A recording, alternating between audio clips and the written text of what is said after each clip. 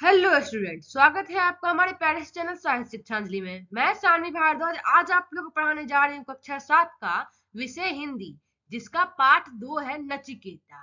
इस पाठ को हम लोग बहुत ही आसान भाषा में समझेंगे, तो चलिए पाठ की तरफ। आज से सहस्रों वर्ष पूर्व महर्षि बादश्रवा हुए। आज से बहुत वर्ष पूर्व महर्षि बादश्रवा थे। महर्षि बादश्रवा का अधिकांश समय जो था ना, जप तप में ही बीता करता था। वो ज्यादा से ज्यादा समय जप तप में ही बिताया करते थे। उनके पुत्र का नाम नचिकेता था। नचिकेता जो थे वह प्रीत भक्त बालक थे। जो पिताजी कहते थे वही करने वाले बालक थे नचिकेता। उसमें दृढ़ता, सत्य और धर्म के प्रति अगाध निष्ठा थी। वह जो भी काम करता था ना, वह धर्म के प्रति हो या सत्य के प्रति हो, दृढ़ता के प्रति हो, एकदम निष्ठा पूर्वक करता था। उसके मुखमंडल से तेज टपकता था। वह सहिष्णु था। वह सहनशील बालक था। बालक नचिकेता के इन्हीं गुणों के कारण पिता उससे अगाध स्नेह करते थे। यही सब गुण देखने के कारण, यही सब जो गुण उसके अंदर था, इसीलिए उसके जो पिता थे ना, उससे बहुत ज्यादा ही प्रेम करते थे। इस तरह नचिकेता पिता के लिए प्राणों से प्यारा बन गया। एक बार बादशाह की इच्छा अश्वमेध यज्ञ करने की हुई। यह जो यज्ञ है ना, यह बहुत प्राचीन काल का प्रख्यात यज्ञ है। इस यज्ञ में अपना सब कुछ दान कर देने के बाद ही फल की प्राप्ति होती है। इस बात को ना महर्षि बादशाह जो थे अच्छी तरह जानते थे कि यह जो यज्ञ है, इसमें अपना सब कुछ दान कर देना होता है, उसके बाद ही हमें फल की प्राप्ति होती है। यही बात जो है उन्होंने अपने पुत्र नचिकेता को भी बताई थी। नचिकेता जो थे वो साधु प्रवृत्ति का बालक था, साधु संत बालक था। वह पिता की इच्छा को जानकर उसे बेहद खुशी हुई कि वह अश्वमेध यज्ञ करना चाहते हैं। यज्ञ के लिए शुभ तिथि निश्चित हो गई कि इस तारीख को, इस तिथि में यज्ञ शुरू होगा। उस दिन अश्वमेध यज्ञ का शुभारंभ भी हो गया। उसमें भाग लेने के लिए दूर दूर से ब्राह्मण भी पधारे। नचिकेता ने यज्ञ की एक एक क्रिया को ध्यान से देखा। कैसे यह यज्ञ होता है, उसकी एक एक क्रिया को नचिकेता ने ध्यान से देखा।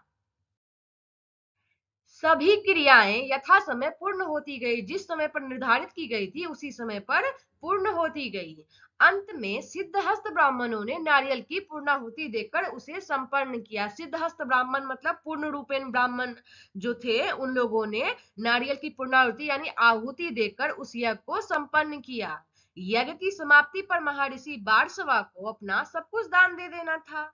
ये तो हमें पता ही है। ब्राह्मणों को अच्छा दान मिलने की पूर्ण आशा थी। वो लोग सोच रहे थे, ब्राह्मण लोग, कि उन्हें अच्छा खासा दान मिलेगा, इसकी उन्हें पूर्ण आशा थी। यज्ञ की पूर्णाहुति के बाद यानी आहुति के बाद महर्षि बादश्रवा उठे। अग्नि देवता को नमस्कार करके वो अपनी गौशाला की ओर बढ़े, चले गए अपने गौशाला की तरफ। अब उनकी गौशाला में अनेक बढ़िया गायें थी, बहुत तरह की और बहुत ही अच्छी अच्छी गायें थी उनकी गौशाला में। वे सभी गायों को दान में देने का निश्चय कर चुके थे। वह सोच चुके थे कि सारी गायों को वह दान में दे देंगे। परंतु गौशाला तक पहुंचते पहुंचते उनका मन लोभ से भर गया। जब तक वह गौशाला तक जाते, उतने तक ही उनका मन जो था ना, वह लोभ से भर गया था। गौशाला की कमजोर, बूढ़ी और दूध न देने वाली गायों की छटनी करके ब्राह्मणों को दान स्वरूप देने लगे। महर्षि बारसवा जो थे ना, गौशाला की जो सबसे कमजोर और बूढ़ी गाय जो थी, जो दूध नहीं देती थी, वो सबको छांट लिया और ब्राह्मणों को दान स्वरूप देने लगे। वहां ब्राह्मणों को ऐसी दक्षिणा की स्वप्न में भी आशा नहीं थी। उन लोगों ने सपने में भी नहीं सोचा था कि उन्हें ऐसी दक्षिणा मिलेगी। महर्षि बारसवा की लोभ प्रवृत्ति देखकर वे दुखी हुए, पर कुछ कह नहीं सके, वह कुछ कह नहीं पाए। नचिकेता भी ये सब कुछ को देख रहा था कि वह जो सब चीज चल रहा था वहां पे, उसे पिता के निश्चय बदल जाने से विशेष दुख था। यह सभी चीज देखकर उसे बहुत ज्यादा ही दुख पहुंच रहा था। उसने पिता के पास जाकर पूछा, पिताजी, आपने तो इस महायज्ञ में अपना सर्वस्व दान देने का निश्चय किया था, अपना सब कुछ दान देने का निश्चय किया था, सोचा था आपने, लेकिन आप अपनी प्रिय चीजें ना देकर या बूढ़ी व कमजोर गाय को क्यों दे रहे हैं? आप अपनी जो है प्यारी चीजें ना देकर बूढ़ी और कमजोर को क्यों दे रहे हैं? नचिकेता के प्रश्न करने के बाद महर्षि बारसवा पुत्र की ओर देखकर तनिक मुस्कुराए, पर बोले कुछ नहीं। वह नचिकेता की ओर देखे और मुस्कुराए, पर कहे कुछ नहीं। वो वैसे ही लगातार वैसे ही गायों का दान करते रह गए। अब नचिकेता से नहीं रहा गया, उसकी सहन शक्ति समाप्त हो चुकी थी, उसकी सहने की जो शक्ति थी ना, वह खत्म हो चुकी थी। उसने निर्डरता पूर्वक पिता से कहा, पिताजी, आपकी प्रिय वस्तु तो मैं हूँ, मुझे आप किसे दान देंगे? उसने यह सवाल बिना डरे हुए अपने पिताजी से पूछा। इतना सुनते ही महर्षि बादशाह के अधरों से मुस्कान लुप्त हो गई, उनके मुख पर जो मुस्कान थी ना, वो समाप्त हो गई, खत्म हो गई, हट गई। उसका स्थान क्रोध ने ले लिया, उनके मुख पर क्रोध आ पहुंचा था। वे उसी अवस्था में बोले कि नचिकेता, मैं तुम्हें यमराज को दान में दे दूंगा। फिर नचिकेता कहता है कि मैं इसे सर्वशः स्वीकार करता हूँ पिताजी। यह बात जो है, नचिकेता खुश होकर उत्तर दिया अपने पिताजी को, मैं आपकी आज्ञा से यमराज के पास चला जाऊंगा, पर आप यज्ञशाला की सारी गायें ब्राह्मणों को दान में अवश्य दे दें। आपने जो बोला है कि मैं तुम्हें यमराज को दान में दूंगा, मैं चला जाऊंगा आपकी आज्ञा के से, लेकिन आप जो है सारी गायें ब्राह्मणों को दान में दे दें। इसके बिना जो है ना, आपका श्वमेध यज्ञ जो है निष्फल रहेगा, उसका कोई फल नहीं मिलेगा। महर्षि बारसवा के मुख से क्रोध में निकला, वो क्रोध में यह बोले कि छोटा मुंह और बड़ी बात करता है, छोटा होकर बड़ों के बीच में बोलता है। यज्ञ की चिंता मुझे होनी चाहिए, तुम्हें नहीं। तुम यमराज के पास जाओ, बाकी मैं स्वयं देख लूंगा, बाकी जो भी होगा मैं खुद देख लूंगा। महर्षि बारसवा क्रोधवश में यह भी भूल गए कि नचिकेता उनका इकलौता पुत्र, उन्हें इतना क्रोध आया हुआ था, उस क्रोध में वह यह भी भूल गए कि नचिकेता जो है ना, उनका एकमात्र पुत्र है। पिता की ओर से मिला हुआ आदेश उस पितृभक्त बालक के लिए ब्रह्मवाक्य था।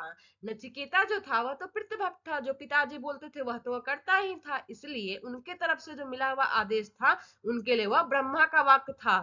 उधर दृढ़ निश्चय नचिकेता ने एक भी क्षण खोना ठीक नहीं समझा, एक भी समय, एक भी मिनट बिताना ठीक नहीं समझा। उसने पिताजी के चरणों को स्पर्श कर यमराज के पास जाने की अनुमति मांगी, अपने पिताजी के चरणों को छुआ, प्रणाम किया, फिर यमराज के पास जाने की अनुमति मांग ली। अब महर्षि बारसवा को होश आया कि उन्होंने क्रोधवश में नचिकेता को यह क्या कह दिया। अब उनको होश आया कि जब उन्हें क्रोध आया था तब वो अपने पुत्र नचिकेता को क्या कह दिए थे। वह उसके दृढ़ निश्चय को अच्छी तरह जानते थे, वह इस बात से भी परिचित थे कि नचिकेता यमराज के पास जाए बिना मानेगा नहीं। वह उसके जो दृढ़ निश्चय था ना, उसको भी अच्छी तरीके से जानते थे कि वह जो भी निश्चय कर लेता, जो भी ठान लेता, वह करके ही छोड़ता है। अब वह नचिकेता जो है यमराज के पास जब जाएगा ही, जब तक जाएगा नहीं तब तक मानेगा नहीं। फिर भी पिता का जो स्नेह था, प्यार था, वह उमड़ आया। उन्होंने पूछा कि वत्स, यमराज से परिचित हो, यमराज को जानते हो? तो नचिकेता ने बोला, हाँ पिताजी, वे मृत्यु के देवता हैं। वह अपने सहज स्वर में कहा, यमराज के विषय में इतना जानकर भी तुम उनके पास जा रहे हो? महर्षि बारसवा ने समझाने के प्रयास करते हुए कहा कि तुम यमराज के बारे में इतना भी जानते हो, फिर भी तुम उनके पास जाने का प्रयास कर रहे हो। मृत्यु के मुख में पहुंचकर कोई नहीं लौटा है पुत्र। वत्स, जानता हूँ पिताजी, नचिकेता ने कहा, पिता की आज्ञा ही मेरे लिए सर्वोपरि है। पिता जो भी बोलेंगे, पिताजी की जो भी आज्ञा होंगी, वही मेरे लिए सबसे ऊपर है। उसी ने मुझे जो है ना निडर बना दिया है, और आपके आशीर्वाद से मैं सब जगह आसानी के साथ पहुंच सकता हूँ। और फिर मृत्यु तो ऐसा सच है जिसे झुटलाया नहीं जा सकता। मृत्यु जो है ना ऐसा सच है जिसे कोई भी झुटला नहीं सकता है। एक ना एक दिन सभी को उसके पास पहुंचना ही होता है। नचिकेता का तर्क न्याय संगत था। उसके ज्ञान पर महर्षि बारसवा को हर्ष भी हुआ और बिछोह पर शोक भी। उसका जो तर्क था ना, उस पे जो महर्षि बारसवा को खुशी भी हुई और उससे अलग होने का शोक भी था उनको। वे पश्चाताप करते हुए बोले कि वत्स, मैंने तो क्रोधवश में ऐसा कह दिया था कि मुझे जो गुस्सा आया हुआ था, मैं उस टाइम पे क्रोध में था, इसलिए मैंने तुम्हें ऐसा कह दिया। मेरा मतलब यह नहीं था कि तुम यमपुरी जाओ, मतलब यमलोक जाओ। अब मैं किसी कीमत पर तुम्हें यमपुरी जाने की आज्ञा नहीं दे सकता, कुछ भी हो जाए, पर मैं अब तुम्हें यमपुरी जाने की आज्ञा नहीं दे सकता हूँ। नचिकेता ने अत्यंत विनम्र होकर कहा, आप तो यमपुरी जाने की आज्ञा पहले ही दे चुके हैं। उसने नम्रता पूर्वक अत्यंत विनम्र होकर अपने पिताजी से बोला कि आप तो यमपुरी जो जाने की आज्ञा जो थी ना, अब तो वह पहले ही दे चुके हैं। अब कुछ भी कहना मेरे लिए निरर्थक है। आप मेरे लिए कुछ भी कहेंगे जिसका कोई अर्थ नहीं है, अब निरर्थक है। मैंने आपकी आज्ञा पालन करने का संकल्प ले लिया, आपकी आज्ञा जो है ना वह पालन मैं करके रहूंगा। अब तो उसे पूरा करने का अवसर प्रदान कीजिए और मुझे यमराज के पास जाने दीजिए, इसी में जो है ना मेरा कल्याण है। नचिकेता की जो वाणी थी उसने महर्षि बारसवा को निरुत्तर कर दिया, उनके पास कोई उत्तर नहीं था उस वाक्य का। उनका सौम्य चेहरा कुम्हला गया और उनके मस्तक पर विषाद की रेखाएं स्पष्ट दिखने लगी। विषाद की रेखाएं का अर्थ यह हुआ कि उदासी की रेखाएं उनके चेहरे पर, मस्तक पर साफ साफ दिखने लगी। नचिकेता को कहे वाक्य उन्हें सूल की तरह चुभने लगे, कांटे की तरह चुभने लगे थे। पिता की ऐसी अवस्था देखकर नचिकेता ने कहा कि पिताजी, आपके अश्वमेध यज्ञ की सफलता भी मेरी यमलोक की यात्रा में ही है। पिता की जो भी हालत थी ना, उसकी हालत को देखकर, उनकी अवस्था को देखकर नचिकेता कहता है कि आपकी जो अश्वमेध यज्ञ की जो सफलता थी, जो यज्ञ करने से सफलता आपको मिलती, वह भी मेरे यमलोक जाने की यात्रा में ही है और उसे पूरा करना मेरा धर्म है। मुझे अपना धर्म करने दीजिए, धर्म पर चलने का आदेश आप अवश्य देंगे, वह अपने पिताजी से कहता है। और नचिकेता की ज्ञान भरी बातों के आगे महर्षि निरुत्तर हो गए, उनके पास उसका कोई उत्तर नहीं था। उन्होंने अश्रुपूर्ण नेत्रों से अपने इकलौते पुत्र नचिकेता को विदाई दी। एकदम उनके आंखों में आंसू भरे हुए थे, वैसे ही नेत्रों से अपने इकलौते पुत्र, एक ही उनका जो पुत्र था, उस नचिकेता को विदाई दी। नचिकेता पिता को नमस्कार करके यमपुरी की ओर प्रस्थान करने लगा। वह दिन रात चलता रहा। उसे यमपुरी पहुंचने में कई दिन लग गए, काफी दिन लग गए उसे यमपुरी पहुंचने में। यमपुरी के मुख्य द्वार पर उसे रोक लिया गया, आगे अंदर नहीं जाने दिया गया, उसे रोक लिया गया। उस समय जो था ना, यमराज कहीं बाहर गए हुए थे, उसे मुख्य द्वार पर ही उनकी प्रतीक्षा करनी पड़ेगी। इनकी तो यमराज की ये प्रतीक्षा की घड़ी में 3 दिन और 3 रातें बीत गई। वह प्रतीक्षा 3 दिन और 3 रात करता रह गया मुख्य द्वार पर। वह भी भूखा प्यासा वहीं पे प्रतीक्षा कर रहा था। अंत में यमराज जब लौट कर आए तो उन्होंने अपने मुख्य द्वार पर ऋषि कुमार को देखकर चिंतित हो उठे। जब वह देखे कि उनके मुख्य द्वार पर ऋषि कुमार यानी नचिकेता बैठा हुआ था, तो उसको देखकर वह चिंतित हो गए। फिर उसका परिचय जानने के उद्देश्य से पूछा कि वह कौन है। इसका परिचय जानने के उद्देश्य से पूछा कि तुम कौन हो। नचिकेता ने पहले नमस्कार किया, फिर विनम्र स्वरों में कहा, देव, मैं महर्षि बारशवा का एकमात्र पुत्र नचिकेता हूँ।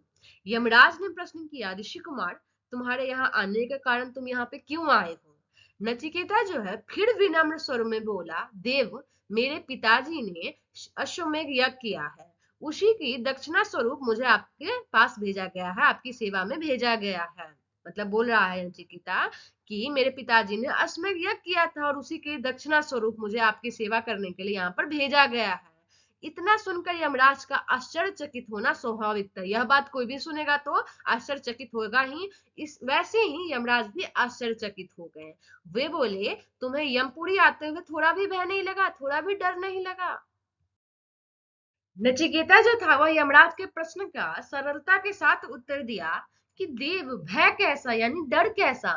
मेरी दृष्टि में मृत्यु तो सबसे बड़ा वरदान है। मेरी नजर में तो मृत्यु जो है ना, वह सबसे बड़ा वरदान है।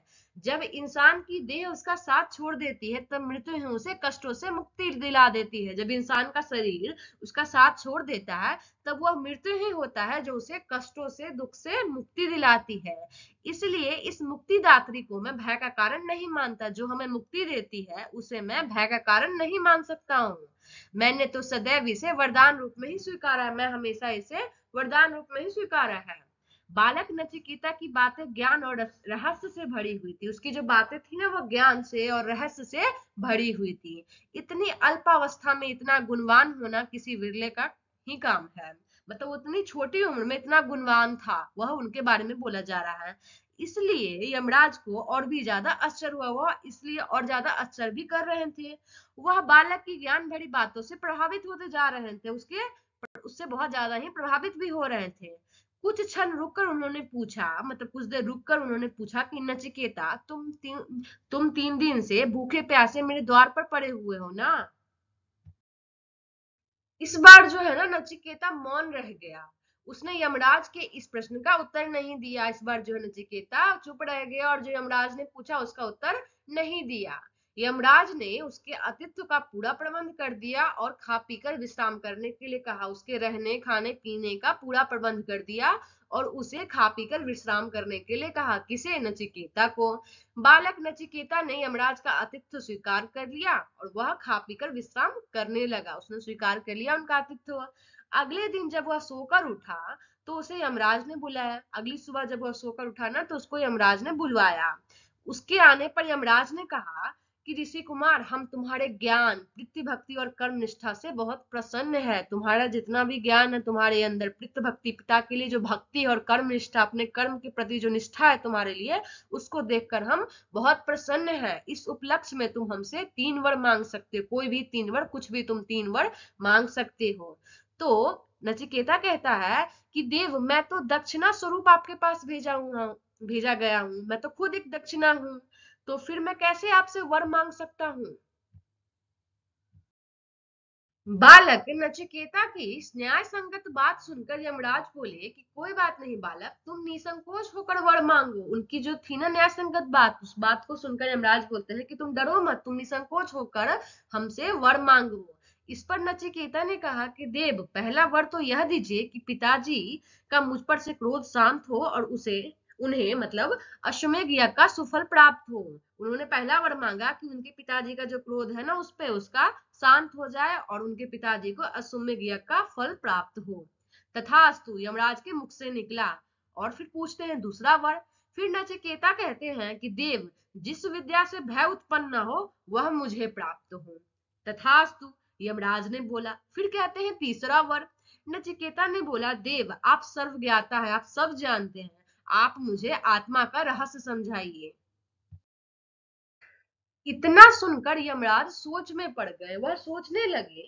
फिर कहते हैं कि नचिकेता, अभी तुम छोटे हो, बहुत छोटे हो। आत्मा का रहस्य जानना तो ज्ञानी ध्वनि मुनियों के बस की भी बात नहीं है। अभी तक ऋषि मुनि ज्ञानी जो है उनके बस की भी बात नहीं, वह भी जान नहीं पाए। तुम और कोई तीसरा वर मांग सकते हो, तुम कुछ और भी मांग लो। वह कह रहे हैं, देव, मुझ पर तो आत्मा का ही रहस्य प्रकट करने की कृपा कीजिए। नचिकेता ने फिर कहा, इसके अलावा मुझे और कुछ जानना शेष नहीं है, इसके अलावा मुझे और कुछ जानना बचा नहीं है। विवश होकर यमराज को नचिकेता को आत्मा का जो था ना रहस्य बतलाना पड़ा। फिर नचिकेता आत्मा के रहस्य को जानकर वापस पृथ्वी पर लौट आया। पिता बादश्रवा पुत्र को पाकर बहुत प्रसन्न हुए, अपने पुत्र को देखकर वह बहुत प्रसन्न हुए। बालक नचिकेता का जो नाम था ना वह आत्मज्ञानी के नाम से, आत्मज्ञानी के रूप में अमर हो गया। यह जो पाठ 2 था नचिकेता, इस पाठ को मैंने बहुत ही आसान भाषा में बता दिया है। आशा करती हूँ कि आप लोग को समझ में आ गया हो और समझने में थोड़ी सी भी हेल्प मिली हो तो वीडियो को लाइक करें, चैनल को सब्सक्राइब करें तथा अपने दोस्तों में शेयर करें। तब तक के लिए जय हिंद, जय भारत।